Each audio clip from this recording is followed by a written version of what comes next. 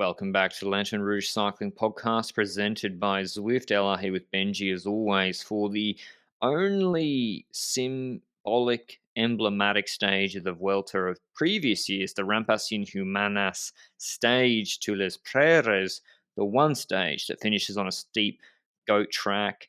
It's hard beforehand. Like, it's not an easy stage either. Over 3,500 meters climbing in 172 Ks. It's largely sort of medium mountain, 8Ks, 5.7%. The first 47 Ks were flat, so break formation would be more difficult than yesterday, particularly for a Verdun, a J Vine type characters. And then it's all about the finish. It's got a really, really technical descent run into this start of this climb. 3.8 Ks, 13%. There is a little flat section under the Flamme Rouge. The road surface gets really, really bad in the last sort of 500 meters, and it becomes the grid with if anyone's done Brandenburg Road at the back of Mulaney or some of the Brookfield roads, like Haven Road, those sort of roads, out the back of Brisbane, it's kind of like this stuff. Anyway, that's just a little hat tip to the Brisbaneites. Anyway, Benji, Quick Step are doing a pretty good job of brake control today. Today they went with Peter Suri, by the way, sorry, news. Suri out with COVID, I believe. Yes. Kuss out with fever, not COVID. So two of the big Yes. teams losing very, very important riders.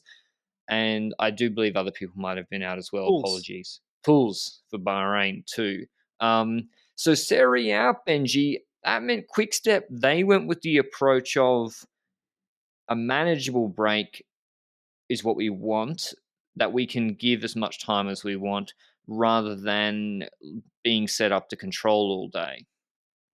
Exactly, but it was done weirdly, I would say. It was not done the way I expected them to control the initial attacks in this stage, because the initial attacks were, first of all, like a Thomas de Gent going up the road with a Villela and so forth in a small group, but some bigger names started following afterwards, like J Vine, and we saw a response by Quickstep neutralizing the J Vine attack with Alaphilippe, which I thought he's still pretty far on GC. He's not a danger directly for Evenepoel.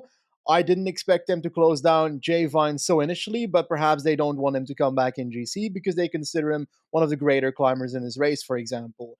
But the next one as well, Richard Carapaz attacks on one side of the road. Who jumps to his wheel? Not Alaphilippe, not a Quickstep teammate. Remco Evenepoel himself. And that was an odd decision, in my opinion, because Carapaz is on 7 minutes in GC.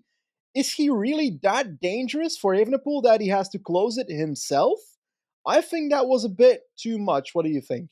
Yeah, it's too. Maybe Remco's just going into Patron mode, saying just cut the shit. Maybe I don't know, because like Carapaz, you know you're going to probably put a minute plus into him today, and then another minute and a half in the TT. Like, you're so far ahead of the guy already. I think Quickstep just wanted a very, very easy break to control, but still the way they rode the stage was kind of weird. Like, anyway, Vine wasn't allowed in the break, so no KOM points for him. There was Janssens and Stannard in the break. They were defending his KOM lead, I think, by mopping up any of the KOM points where they could. Menkes eventually was in the break. It sort of reformed as like a climb with 50 Ks into the stage. Menkes, Battistella, Janssens, Dylan Van Baal was in there. So no Hater Plapp combo that Benji called for yesterday, the Schultz-Matthews-Mond combo. It actually made sense, but that didn't happen. I think Van Baal with a teammate, a Ruler teammate, could have really tried something here to get ahead early, but that didn't happen. And so that was the breakaway. Sorry if I've missed anybody. One more? Arensman was initially in the breakaway. Yes. But when Remco Evenepoel did a sanitary stop, I decided to do a sanitary stop as well. And I came back and Arensman was not in the breakaway. Do you know what happened with Arensman? Because online it reports him as waiting for the peloton. And I don't know. He felt like the kind of rider. Maybe it was him that was causing the peloton to pace after the breakaway or something. And they were like, get out of here.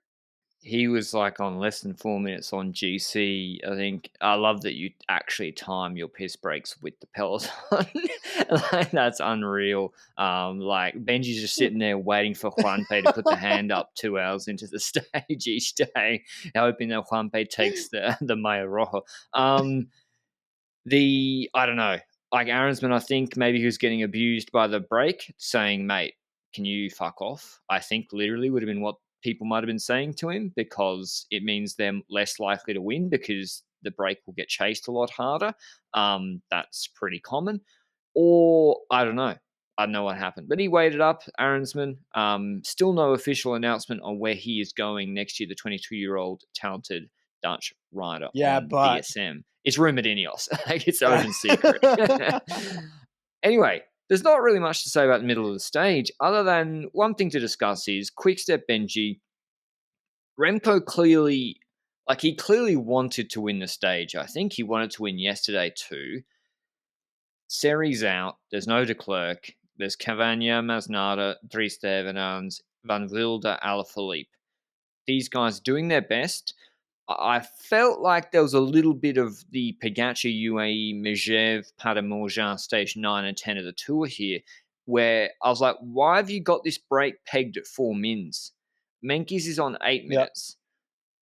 And I don't know. I don't know. It was just a weird middle ground where it's like, are you going for the stage? Or if you're not, Sean Kelly said this on comms, it's like, let it out to 6 minutes then, and then you can conserve your guys for the final run in. Didn't matter in the end, but were they trying to go for the stage, hoping, but just trying not to blow up the group, hoping to break with finesse and sort of have it both ways, and they just weren't strong enough or aren't strong enough to bring it back? maybe there's multiple factors to it. Like maybe one of the factors is we're gonna keep it close enough in the hopes that a Movistar will take over and we actually get a chance for the stage later Yes. on, potentially. Another option is that they think if we make the stage a tiny bit harder throughout, make the tempo a tiny bit harder, put some pressure on the breakaway to keep the tempo up as well, then we make it harder for our GC competitors like Roglic, who is not in top form, for example, the stage itself, a bit more kilojoules in the legs, just for the final to be a bit harder, or is that too far-fetched, that last theory? No, that applies. I don't know how hard it was. These are sort of 5% climbs with Cavagna pacing. I don't know. But we keep saying, uh, like, I'm not criticizing the guys Quickstep have in the team. They're outperforming their contracts, many of them, like Yeah. Vivica, like probably Van Wilder. I'm not Hey, expecting Vivica. No, I Vivica I called always for thought would Vaca be. would be decent at the start of the year, and everybody was against me. Well, he's doing really well, but the thing is, like, he can't do, Koos McNulty, and that's what Remco kind of needs. It's not his fault. They got Hirt coming next year, and they don't have de Klerk, and so it Yeah. cost Remco time today. It's cost him time in the Vuelta, even though those guys are doing the best that they can. But anyway, not too much to discuss. Breakaway gets a nice gap. The breakaway is going to win. There's time for finessing. Zwift, though, we've mentioned Jay Vine a fair bit. Not a day for him. He sat in the GC group, but every year there are only 2 Zwift Academy winners, thousands of participants, and Zwift Academy helps you find your strength and go further, whether you're aiming for a pro contract or just trying to get fitter on the bike. Orientation rides for Zwift Academy are live now, so go and check them out. They'll talk you through the basics of Zwift Academy on a short spin with a couple of intervals alongside other Zwifters. Once Zwift Academy does kick off, the workouts are available on demand, all available in English, German, French, Spanish, or Japanese. So to find out more or start your free 7-day trial, head to Zwift.com. But yeah, break has enough time. Menkes is attacked because he's going to be the best on the final climb because he's like 58 kilos, and they're starting Jimmy, to, what was it, Battistella and Janssens went clear? Alberson started to play yeah. games? Jimmy Janssens, we gotta credit the man, the myth, the legend. Battistella as well, same 2 people as were in the breakaway with Fred Wright on that other day, that flat stage with the mountain in the middle, that Fred Wright ended up bottling the sprint at. In this specific scenario, it was odd because usually before you get to a steep climb like this, there's 2 types of riders. There's riders like a Jimmy Janssens who are like, well, I'm gonna get absolutely destroyed on this damn climb if I ride it against Mankeys from the same group. So he thinks, I gotta get up the road. And I'm pretty sure Battistella had the same thoughts. And Janssens tried, I think, multiple times to get into the attack. Janssens tried first, didn't really work out. Mankeys tried bridging towards him. That worked for a bit, but eventually it was a Battistella plus Janssens move, like you mentioned, that actually stuck. And I'm saying stuck because 30 seconds on the group with 5k to go, that's notable. going into a climb like this. But again, such percentages, if you are a climber in that second group that is notably better than the two riders of the road, you're gonna catch them, even if it's like, arguably, even if it's a minute. Like, I haven't done the calculations if that's actually true. If it was a minute, he still would have won. I have to check afterwards. But from that scenario onwards, going with that gap to the climb, a group of 7 riders chasing them at 30 seconds, Janssens was never going to make it to the top. But I had higher hopes, as in, like, I believe that he could drop Janssens and perhaps could hold people off from the second group. But Meintjes was indeed the one that was the stronger one in that second group. And again, some moves before the climb started from that second group, but it was really Meintjes that one by one started dropping riders. And a rider like Conca, apparently it's Conca, not Concha, and the other one, Conchi, who's going to Alpecin, is Conchi instead of Conchi. So they're making it very difficult with all these names, these Italians. But in the end, this group was getting thinned out by Meintjes, and Meintjes got a gap, got past everybody, and moved towards Battistella and Janssens. And Janssens was getting destroyed by Battistella, and then Meintjes destroyed those two riders, right? Could I have made it a bit more tense, or There's no, like, yeah, once we didn't really know where they were too accurately once Praeres started, but once we saw Meintjes in the distance behind Battistella, you just know there's like 12 minutes left in this climb. Meintjes class rider, and this is his terrain. Like, I can't remember, what did he do on Haimoneteru, who he attacked? Like, this is, generally speaking, like, very basic logic, but sometimes we forget the lightest riders who can do well on the majority of climbs, GC climbs, average between 6 to 8%. And Louis Meintjes is able to top 10 Grand Tours, where the majority amount of top finishes are like that, which don't suit him compared to a 65 kilo to 66 kilo rider. So when you have a 14% finish and he's in the break and he's like 57 kilos, and we saw on Alpe d'Huez, like Pidcock, that wasn't a fluke. Pidcock was flying. Like, he did like 5.8, 5.75 or something for like, what, I don't know, 45 minutes on Alpe d'Huez. Meintjes thought he was baiting Pidcock, and then Pidcock was actually like, nah, I actually am this good. But Pidcock's not here, and so Meintjes just dusted everybody, put a minute into them, won his first World Tour race, a Vuelta stage. I see him, like, I remember, I think it was him. I'm seeing him training a lot of times solo, depths of winter here, and this was pre his breakout season this year, and he's just had a great year at 30 years old. So super happy for him. Especially, he was very, very disappointed after the Alpe d'Huez second place. But yeah, great result from him today, winning ahead of Battistella and Zambanini. Now we'll go to the GC group. A lot to talk about here. So the run into this climb is very treacherous. It's literally like a steep right hand 180-degree turn, then straight into a left-hander. Really treacherous. It wasn't too wet today. Position's important. I remember from 2018 who entered first.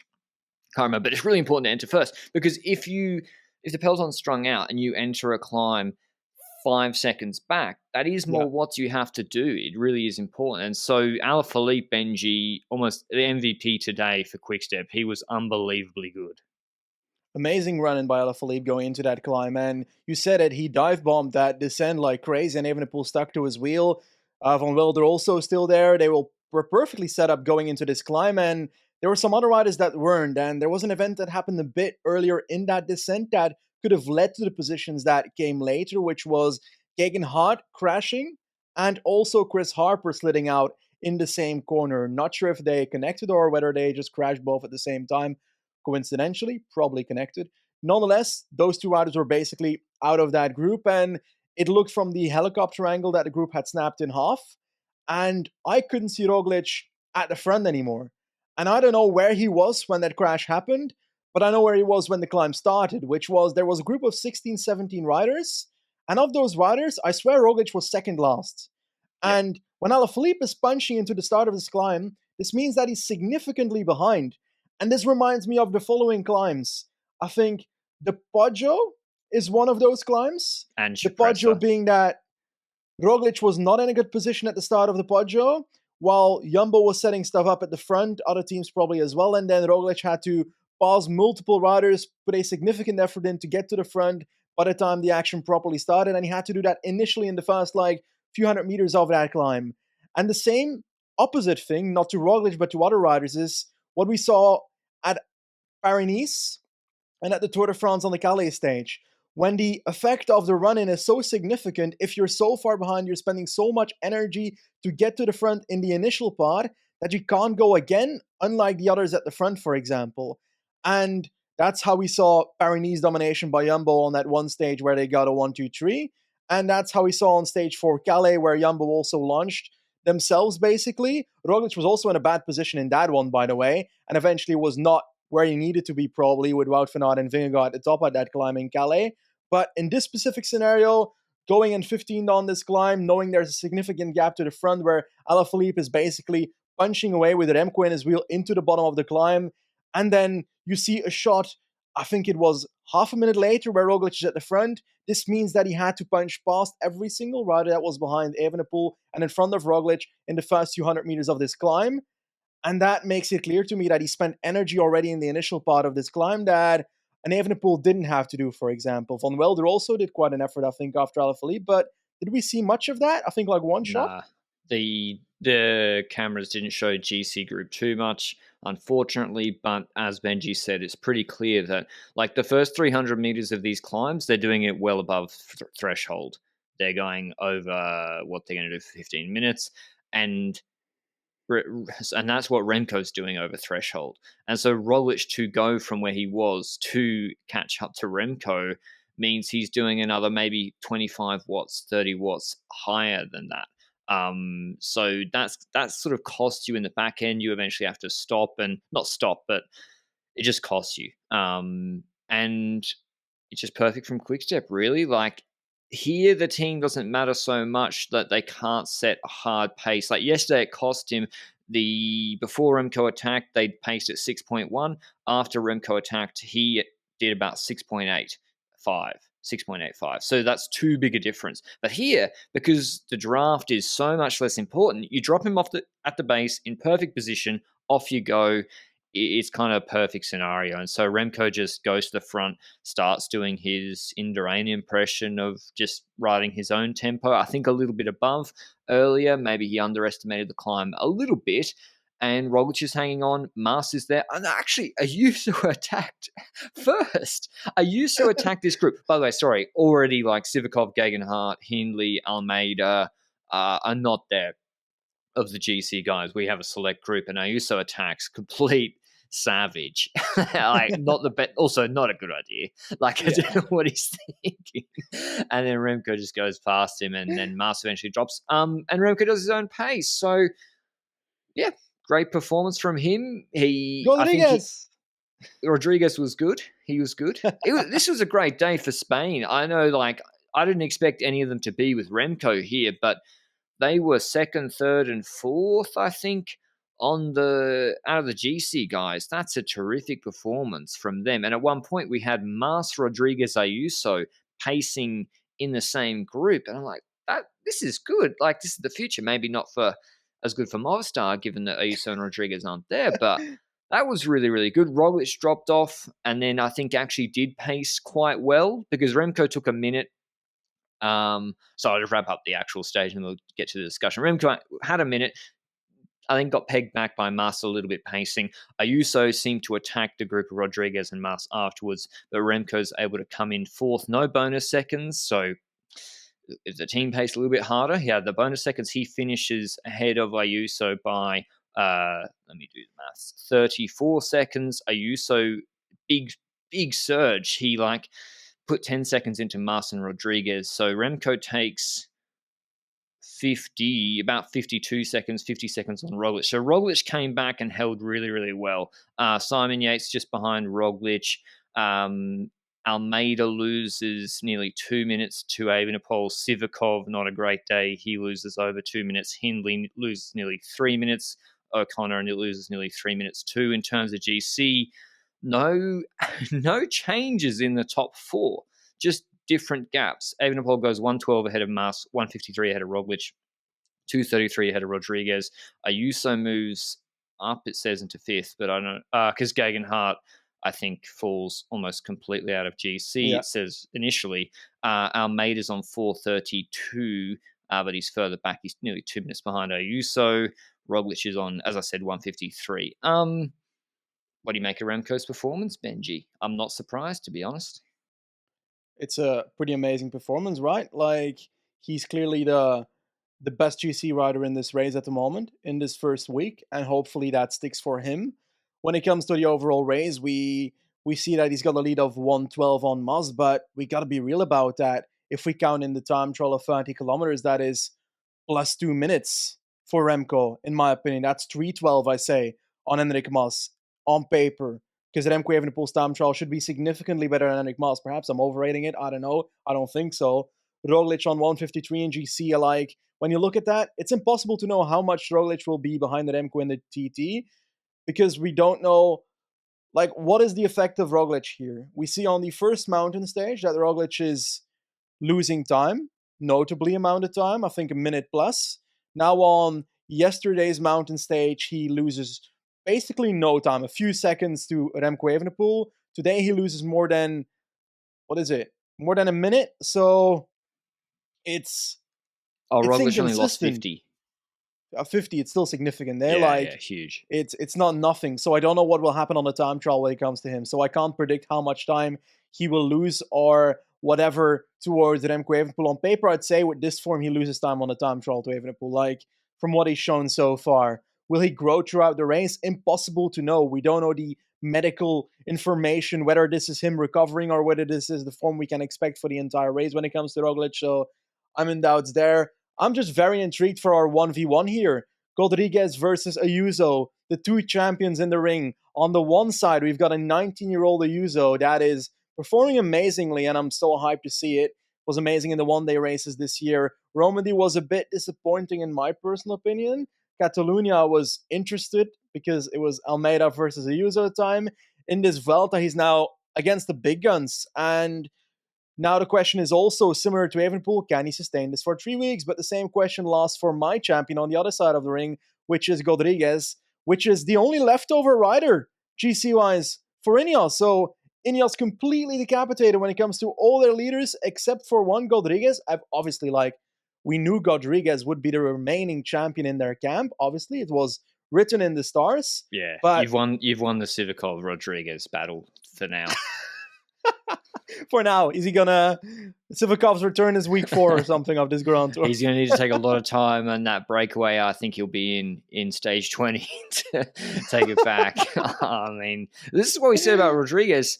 I thought he was Bernal 2018, and if there was anybody that was going to be able to pace for Thomas at the Tour de France, it was going to be Rodriguez. And luckily for Rodriguez, they didn't take him, because I think on Murder Peguer or something like that in this shape, he would have been useful for Thomas. Not that it wouldn't have made any difference to Thomas's placement, but he kind of got lucky that he didn't get taken to the Tour de France in the 2018 Bernal role.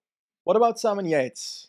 Because with Simon Yates, we've got the situation where he gradually moves up in GC, is now on 308 of Evenepoel, but that is only 30 seconds of Ayuso and Rodriguez, who have more hype in this race at the moment. Only a minute and a bit on Roglic, for example. Obviously, in the time trial, that should be extended to Roglic if his TT is relatively on point by Roglic. We don't know that currently. Obviously, the time will be expanded towards Evenepoel, but do you think he's like a more hidden under the radar candidate for podium still? Yes. Or will he? Okay. Yates is riding really, really smart. Really smart the way he's riding this. And Praeres last year, 2018, when he won, he rode really conservatively. Probably the watts were less than today of the winner back then.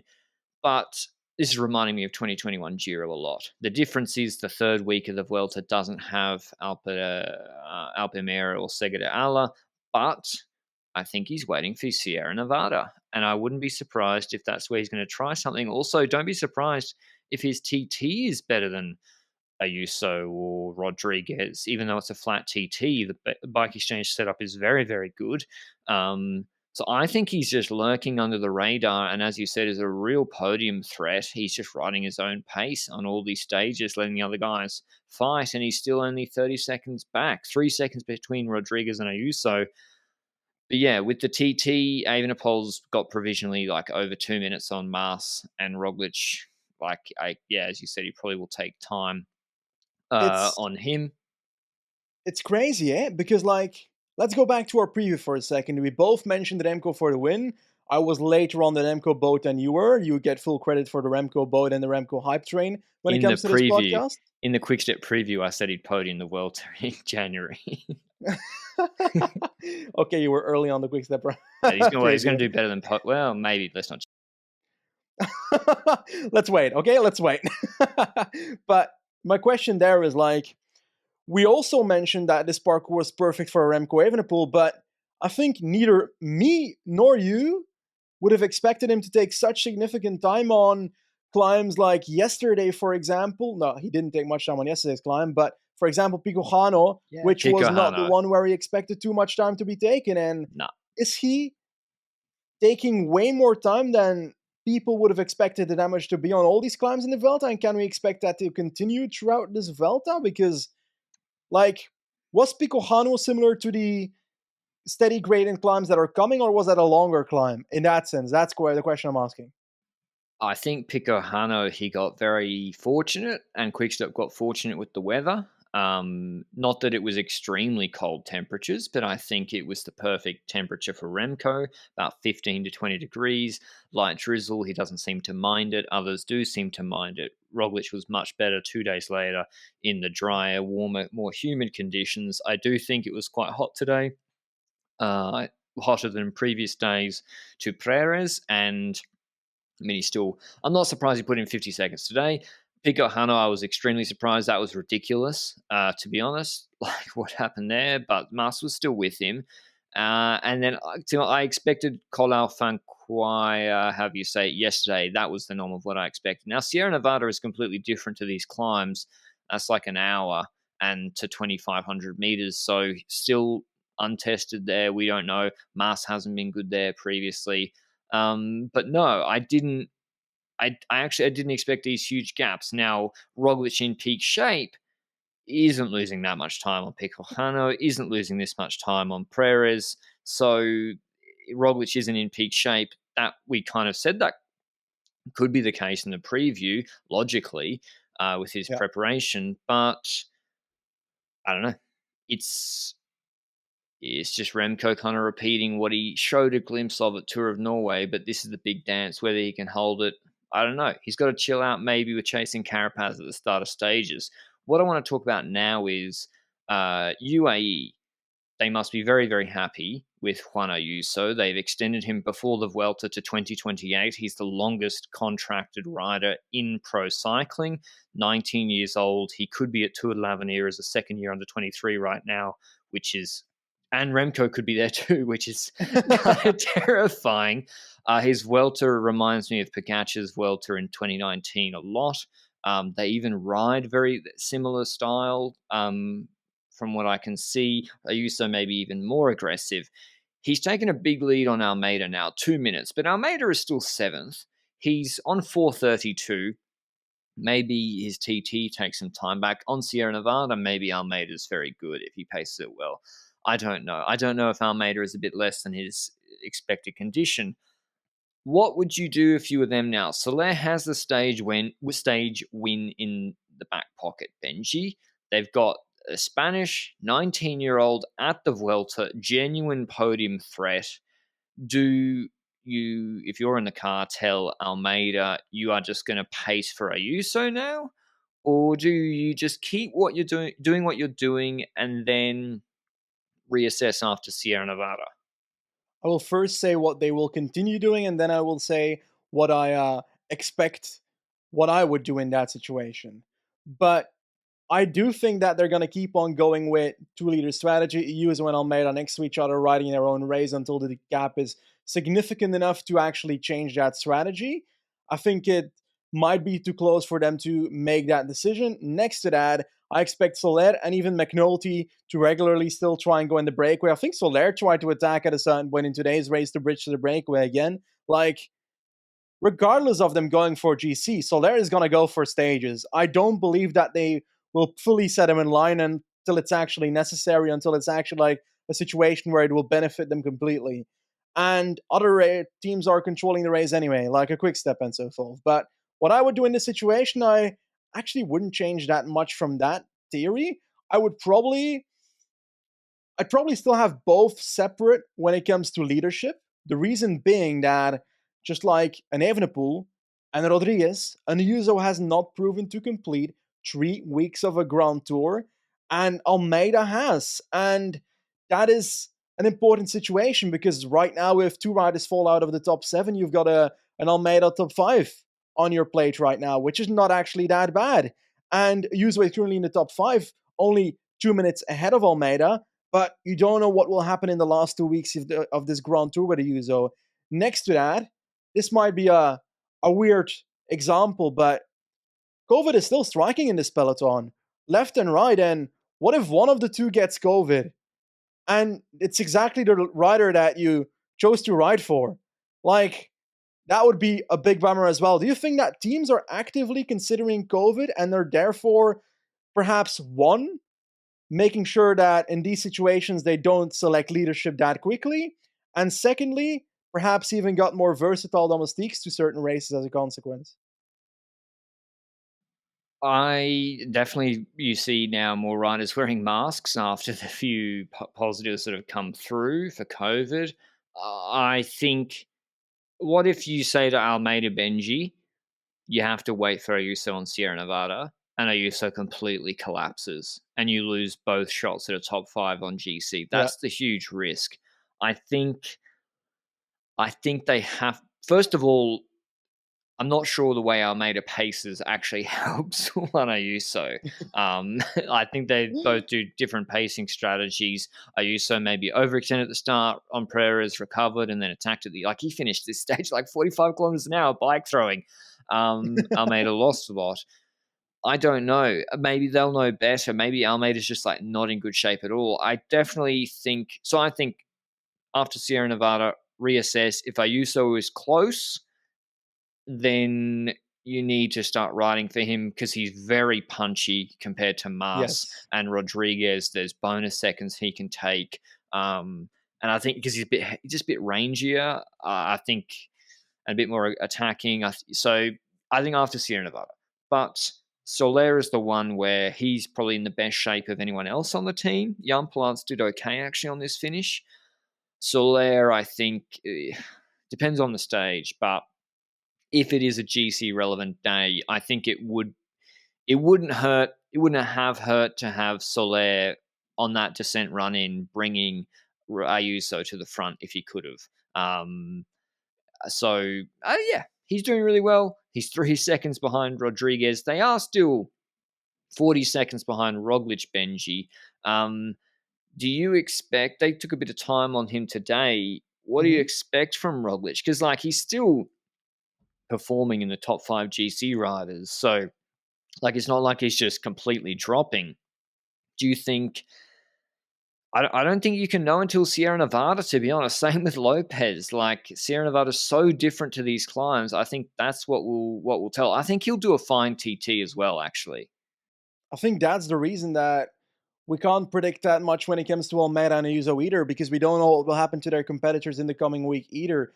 And we also don't know what will happen to an Ayuso on Sierra Nevada. So there's so much unpredictability still on the table within UAE and the competitors that if I'm UAE, I'm just betting on two horses until it becomes absolutely clear that one of them is significantly better and has gotten over the most important obstacles, which is Sierra Nevada, like you mentioned.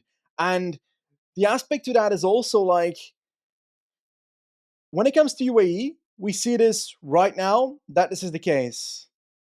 But we see Ayuso on 236, Almeida on 432. That is 2 minutes difference.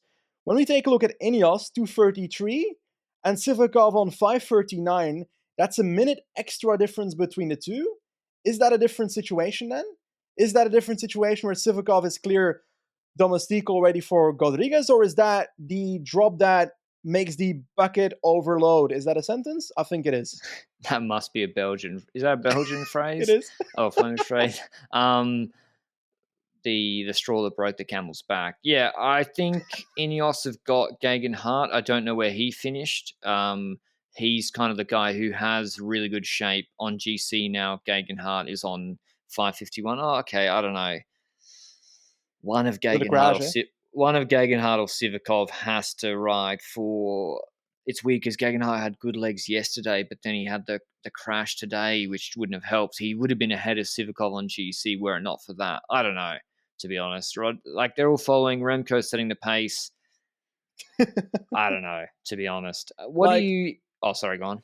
how do they even ride for each other? Like, Quickstep is setting the pace and launching Remco every single climb. They just need to hold on and hope that they survive. Or are you thinking as in if one drops, drop for the other, but then it's Well, because they're not good enough? Well, an example is yesterday on Fun Kwa, however you say it, Gegenhardt attacked Remco. If Gegenhardt was in a domestique role, he wouldn't have done that. He would have been Yeah, sat in front of Rodriguez, and he's going to, if Rodriguez drops and can't close a move, he will go in front and start pacing and hold on for as long as he can. So a few yeah, changes like that. You know, if Ayuso was running as a domestique for Almeida, he doesn't attack at the base of Praeres today.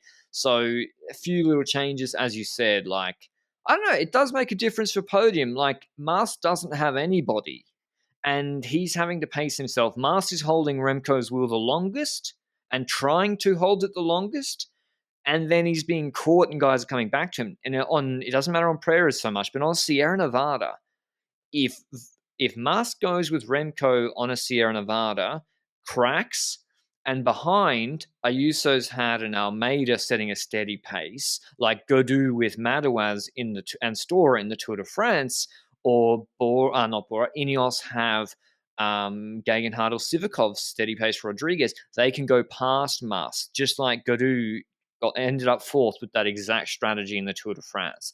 But yeah, I think positive. It's kind of all positives. Some guys, like not all teams are keeping their guys in GC, but one team that yeah. probably didn't have a great day at all was Bora Benji, with Hindley, Kelderman, and Agita really struggling on this Rampas. Yeah, and not even this Rampas. I think yesterday as well, Kelderman dropped way behind in GC already. He's now 25th on 10 minutes, so he's out of GC. Like, it's too far to be a top 5 competitor. Like, it's just too far, unless he goes in breakaways and accidentally ends up there, like O'Connor in the Tour de France last year. But I don't see that scenario really in this because they still got someone in that top 10 that Kelderman will end up working for, which is Hindley, who is still on 536 in GC. Now, Higuita's also gone. I think it was yesterday already that he was gone. Today he loses 7 positions again. So, yeah, Bora is not as strong as a block as we probably expected them to be at the start of this Vuelta.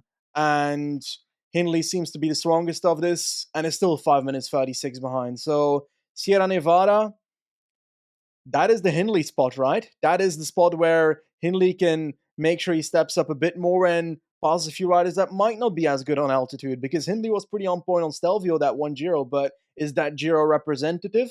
Was there that much high altitude in the Giro? Not really, right? I swear there was like a few spots high altitude only. Well, Stelvio's great performance. That was in the wheel from Bennett. That wasn't the mountaintop finish. The actual mountaintop finishes where he did really well, Piancavallo, were not actually over 2,000 meters. For Dyer in the Giro this year finished at 2050, so not high altitude. He did like 6.5 for 20 region. I'm not sure he's in that shape.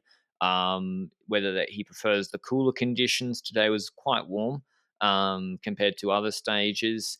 And yeah, so Sierra Nevada is where one of Roglic, Lopez, Hindley will be looking to strike back. Padun is who I think will win that stage if it's not too hot, and he can win from the GC group like on Le Plan, but that's what we'll preview after the TT. But yeah, it's there can be big gaps, of course, on altitude on a climb like that, but the stage isn't.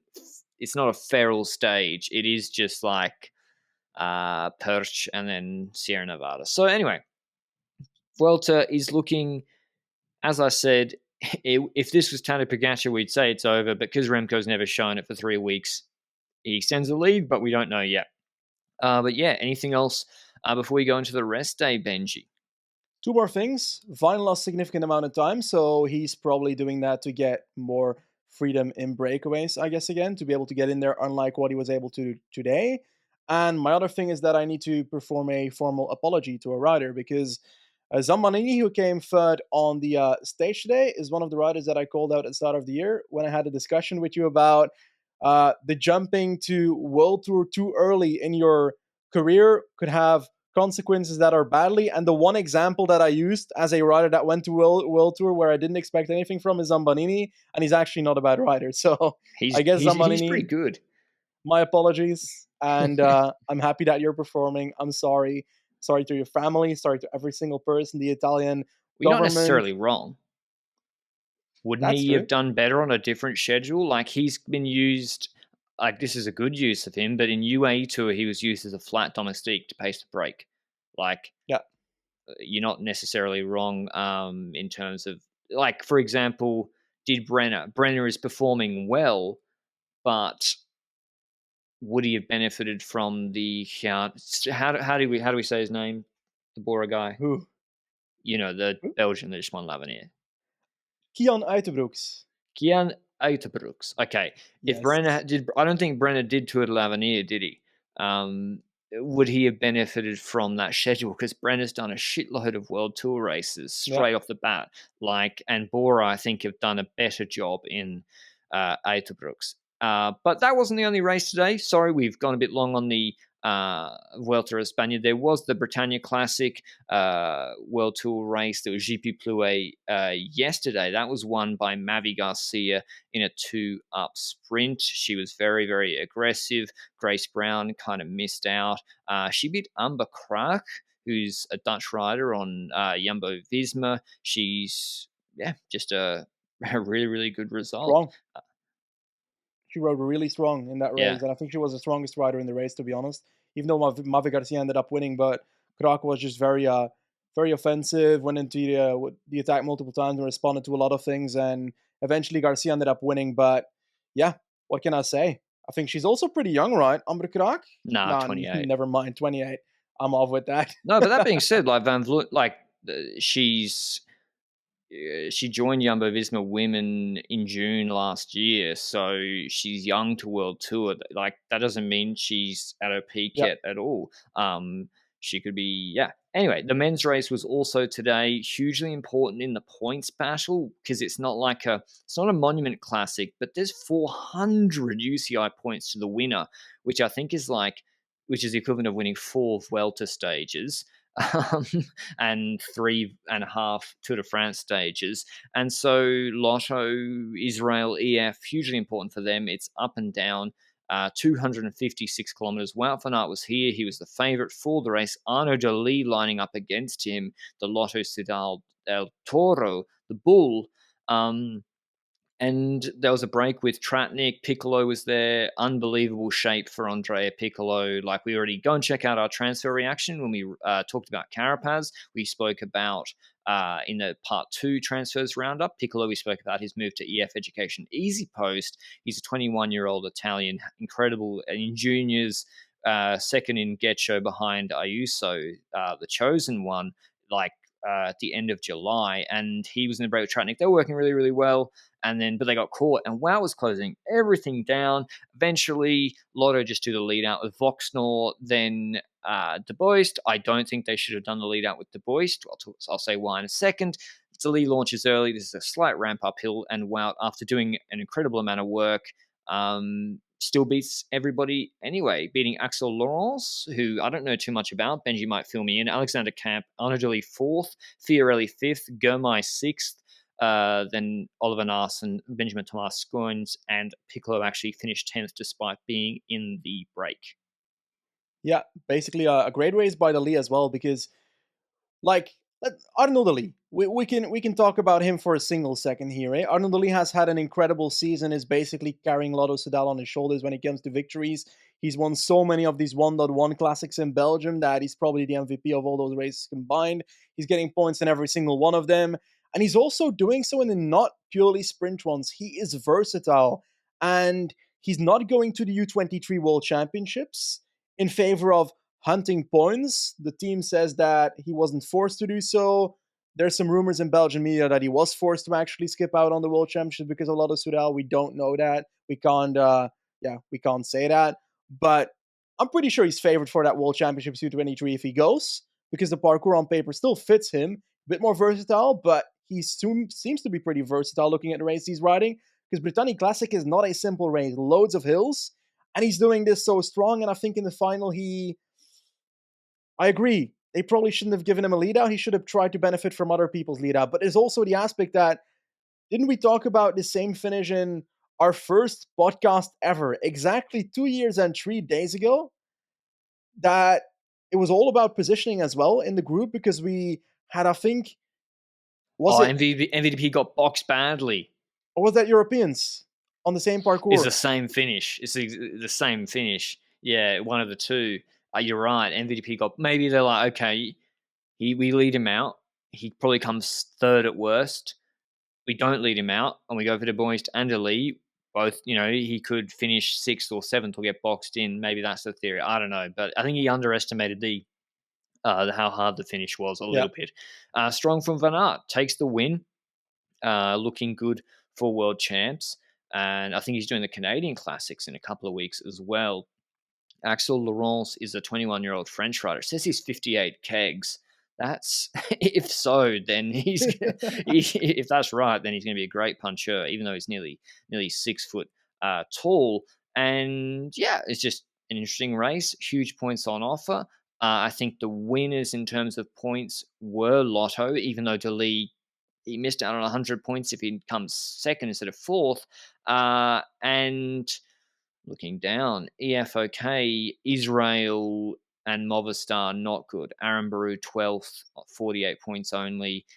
Israel, 30th was their best. Nizzolo, nowhere. I think Nizzolo in the past, like I'm trying to look on when he was on Quebecer, he didn't do it last year in 2020. European champs on this finish, Benji, Nizzolo won, I think. So in 2020, the race you were referring to. So he's not in that shape, or something happened. I don't know. But yeah, Dali, I think, is like top 6 in the world in points at the moment. And in terms of the points today, Lotto, I mean, I don't know. It's going to be close. Lotto are flying with Dali. Like, they are scoring so much with him, and there's so many races to farm those points still left to come. And they got to just hope he stays up. But yeah, any other thoughts from Bretagne Classic?